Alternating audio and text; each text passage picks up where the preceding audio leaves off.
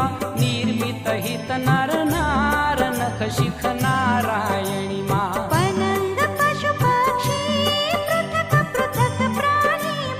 યુગ યુગ માં જંતી રૂપે રૂધાણી માં ચક્ષુ મધ્ય ચેતન્યવત આસન ટીકી માં જણાવવા જન મન મધ્ય માતા કી માં અનચર તૃણચર વાયુ ચર વારી ચરતામાં ઉદર ઉદર ભર્યાયુ તું ભવની ભરતામાં રજો તમો ને સત્વ ત્રિગુણાત્મક ત્રાતામાં ત્રિભુવન તારણ તત્વ જગત તણી જાયામાં જ્યાં જમ ત્યાં જમ રૂપ તેજ ધર્યું સગળેમાં કોટી કરે જપ ધૂપ કોઈ તુજને ન કળેમાં એ મેરુ શિખર મહિમા હે ધોળા ગઢ પાસેમાં